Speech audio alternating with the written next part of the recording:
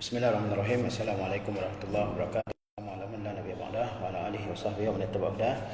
Kita lanjutkan membaca kitab Al-Kabair karya Az-Zahabi rahimahullah taala. Sekarang kita baca Al-Kabiratul Arba'un, dosa besar yang ke-40, Al-Mannan. Al-Mannan yaitu orang yang mengungkit-ungkit pemberian, ya, mengungkit-ungkit sedekahnya. Ini termasuk dosa besar yang Allah Azza wa Jalla berfirman, ya ayyuhallazina amanu la tubtilu sadaqatikum bil manni wal adza. Wahai orang-orang yang beriman, janganlah kalian membatalkan pahala sedekah-sedekah kalian bil manni, dengan mengungkit-ungkitnya, wal adza, dan menyakiti penerima sedekah.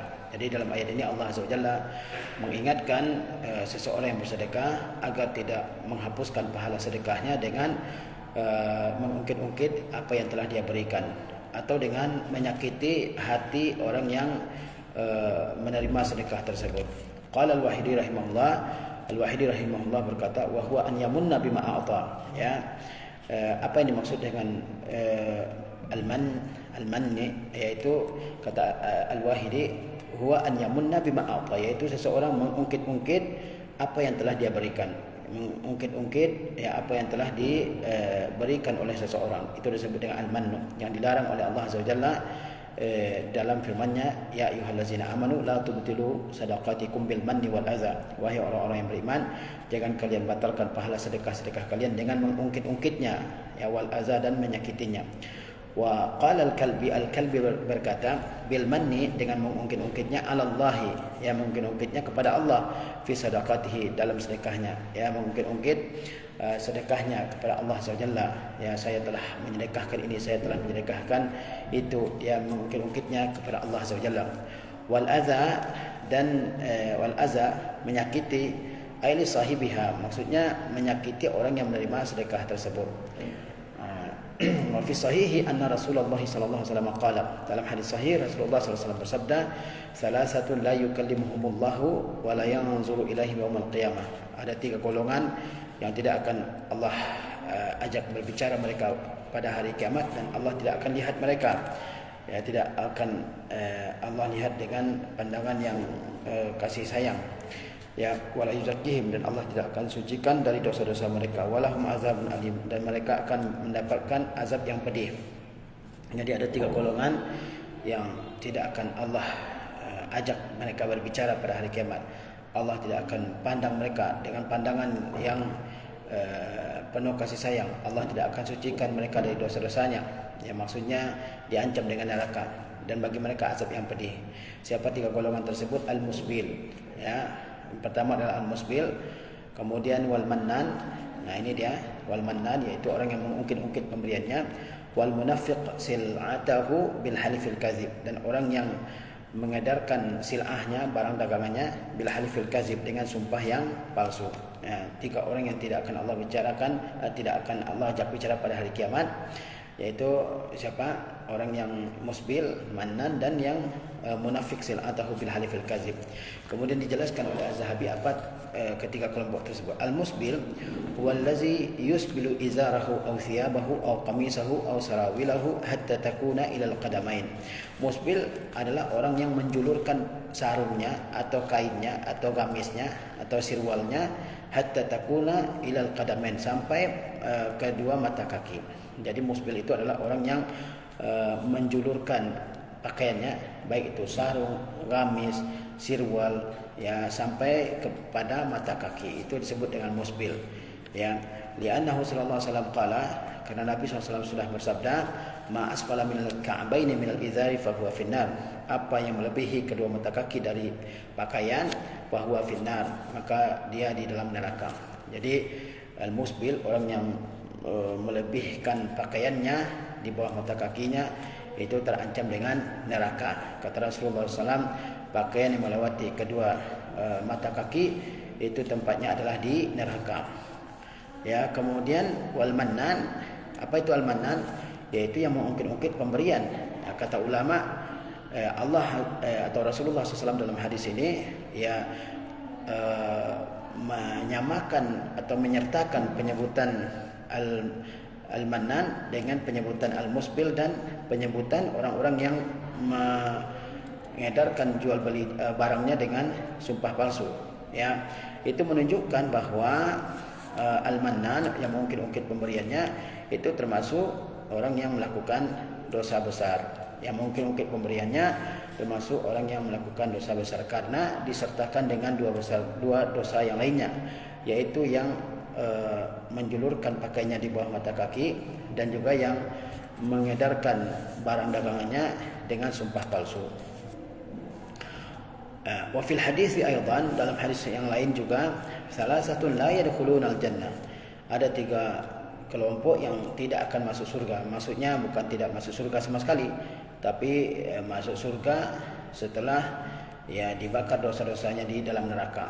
Nah, siapa 3 kelompok tersebut? Al-aquli walidayhi, orang yang durhaka kepada kedua orang tuanya. Wal mudminul khamra, yang kedua orang yang suka minum khamar, candu kepada khamar. Wal mannan, dan juga kepada orang yang mannan, yaitu yang mengungkit-ungkit pemberiannya. Dalam hadis ini dinyatakan bahwa ada 3 orang yang tidak akan masuk surga.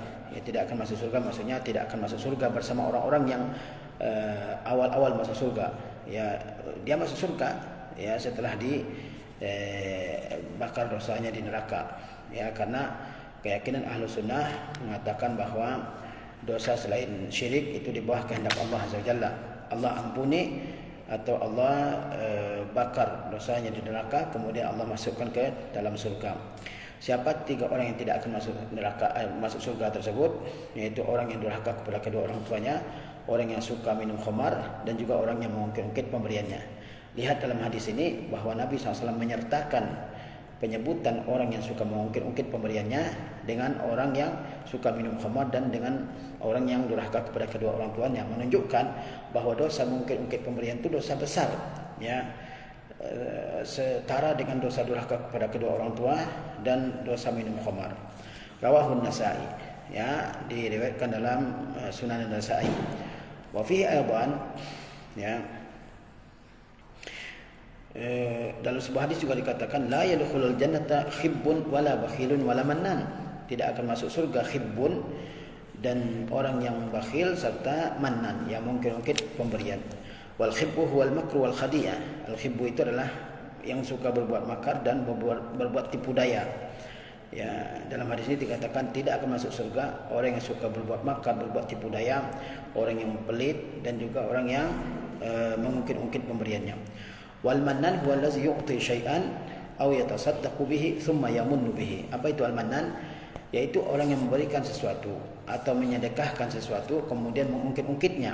Al mannan artinya orang yang memberikan sesuatu kepada orang lain, atau dia mensedekahkan sesuatu kepada orang lain kemudian dia ungkit-ungkit. Oh, dulu saya memberikan ini kepada kamu, dulu saya bantu kamu, dulu saya menolong kamu, dan seterusnya. Kalau saya tidak membantu kamu tidak akan berhasil, kamu tidak akan sukses. Saya dulu membantu kamu untuk kelancaran usahamu, dan seterusnya. Itu disebut dengan al-mannan. Wa jaa'a 'anin Nabi sallallahu alaihi wasallam annahu qala. Datang riwayat dari Nabi SAW bahwa beliau bersabda, iyyakum wal manna bil ma'ruf. Jauhilah oleh kalian mengungkit-ungkit kebaikan yang telah kalian lakukan kepada orang lain. Fa innahu yubtilu syukra wa yamhaqul ajr. Karena dia mengurangi rasa syukur kepada Allah Azza wa Jalla dan menghapuskan pahala. Jangan mengungkit-ungkit suatu kebaikan yang telah dilakukan kepada orang lain, karena dia akan mengurangi rasa syukur kepada Allah Azza wa Jalla, dan juga akan menghapuskan pahala. Summatala Rasulullah sallallahu alaihi wasallam qaulullah azza wa jalla. Selanjutnya Rasulullah SAW membaca firman Allah Azza wa Jalla, ya ayyuhallazina amanu la tubtilu sadaqatikum bil manni wal adza. Wahai orang-orang yang beriman, janganlah kalian membatalkan pahala sedekah-sedekah kalian dengan mengungkit-ungkitnya dan juga dengan menyakiti orang lain. Jangan membatalkan pahala sedekah kalian, jangan menghilangkan pahala sedekah-sedekah kalian yang telah kalian lakukan dengan mengungkit-ungkitnya, dengan menyebut-nyebutnya, dan juga dengan menyakiti hati orang yang menerimanya. Wa sami Ibnu Sirin rajulan yaqulu li akhar. Ibnu Sirin mendengar seseorang berkata kepada orang lain, ahsantu ilaika wa fa'altu wa fa'altu. Ada seseorang yang didengar oleh Ibnu Sirin. Orang ini mengatakan kepada orang lain, apa dia katakan? Ahsantu ilaika, saya sudah berbuat baik kepadamu. Wa fa'altu saya sudah mengerjakan ini, saya sudah mengerjakan itu. Ya. Faqala lahu Ibnu Sirin, maka Ibnu Sirin berkata kepada orang tersebut, uskut, ya, diamlah kamu. Jangan kamu ungkit-ungkit jasa-jasa baikmu, kebaikan-kebaikanmu yang telah kamu lakukan kepada orang lain. Uskut, diamlah kamu. Fala khaira fil ma'rufi idza uhsiya.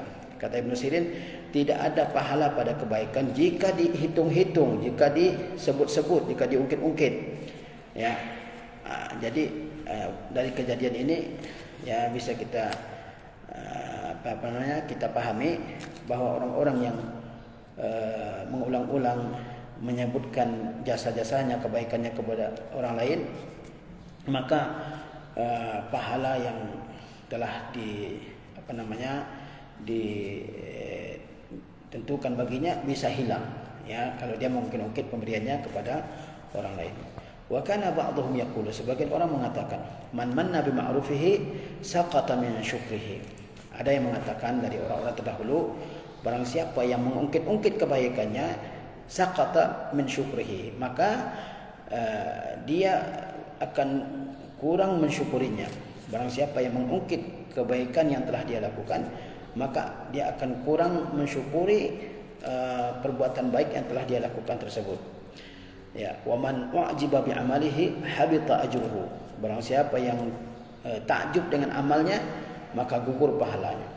Jadi kalau orang mengungkit-ungkit kebaikan-kebaikan, jasa-jasa baiknya kepada orang, maka dia akan kurang bersyukurnya kepada Allah Azza wa Jalla yang telah memudahkannya untuk membantu orang lain. Ya, dia ingin balasan dari orang yang dibantunya itu. Ya, dia ingin mendapatkan balasan yang setimpal dengan bantuan yang telah diberikannya kepada orang yang ditolongnya itu, sehingga berkurang rasa syukurnya kepada Allah Azza wa Jalla, berkurang harapannya untuk mendapatkan pahala dari Allah Azza wa Jalla. Kemudian siapa yang kagum dengan amal ibadah yang dia lakukan, itu bisa habis pahala ibadah tersebut. Wa man u'jiba bi amalihi habita ajruhu.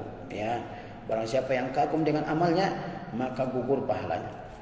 Wa ansyada Asy-Syafi'i rahimahullah taala, Asy-Syafi'i rahimahullah, beliau menyebutkan sebuah syair. Kata beliau, la tahammilanna minal anami bi an yamunnu 'alaika minnahu.